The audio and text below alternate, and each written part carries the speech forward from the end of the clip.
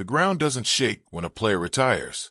There's no siren, no dramatic background music, just a name, a headline, and then silence. But not in Miami. Not this time. Not when Terron Armstead hangs it up. Not when Calais Campbell packs his bags. No, this one hits different. You feel it. You try not to. You pretend it's just football, just part of the game. But come on. Everyone knew they were more than just names on the roster.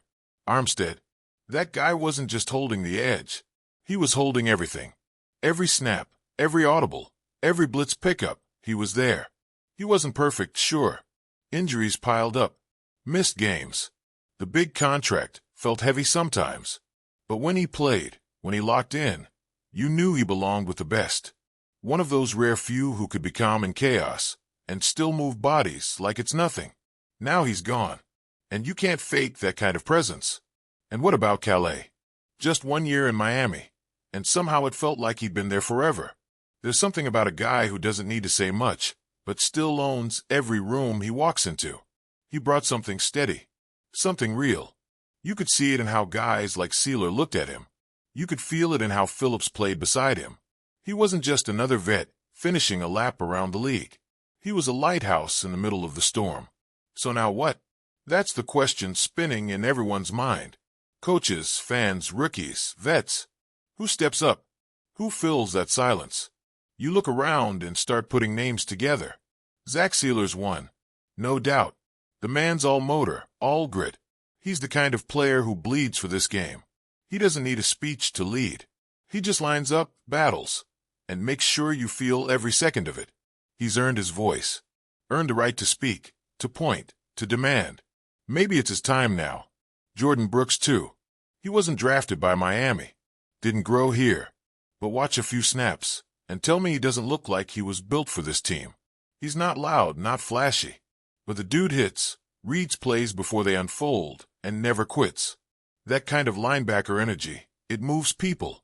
Maybe he's the glue this defense needs when the Campbell calm is gone. But let's not avoid the obvious. This is Tua's team now. And not just in the QB one way. Not in the franchise guy slogan. We're talking about real leadership. The kind that doesn't come with stat sheets or interviews. When it gets messy, when the line breaks down, when the defense just gave up a soul-crushing 3rd and 14. What happens next? That's where Tua comes in. And yeah, he's been growing. But this is the test. No more Armstead to pull the line together. No more Campbell giving pregame speeches. Tua doesn't just have to deliver passes anymore. He has to carry this. And not alone. That's the part nobody wants to talk about, but everybody knows. It can't be one guy. McDaniel can script the perfect game plan, but someone's got to make it stick. Someone's got to shout in that huddle when the whole building's falling apart.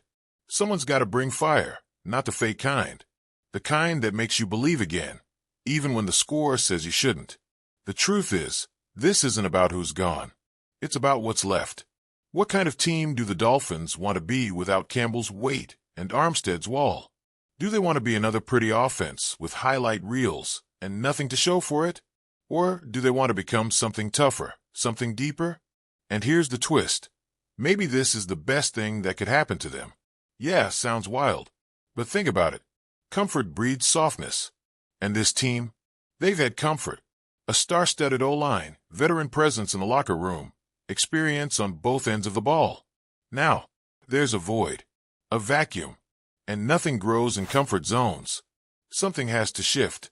So maybe someone we're not even talking about yet steps up. Maybe a rookie walks in like he owns the place. Maybe a second-year guy finds his voice and never gives it back. This isn't about big names anymore. It's about the guys who feel the weight and decide not to let it crush them. And don't think for a second that McDaniel doesn't know what's at stake. This isn't just another season. It's a defining one. He can't coach like he did last year. He can't rely on almost, or we'll fix it next week. The holes are too big now. The margins are razor thin. This is where legacies get made, or lost. So who leads? Who grabs that moment mid-October, when everything's on the line and nobody's saying a word? It won't be who you expect. It never is. That's what makes this season worth watching. Not the record, not the stats, the becoming. Watching a team crack, reshape, and come back sharper. Watching men figure out who they are without the shadows of giants to lean on. That's real football. That's where it all begins.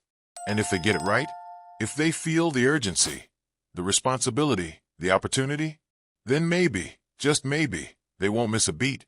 But that's a big if, isn't it?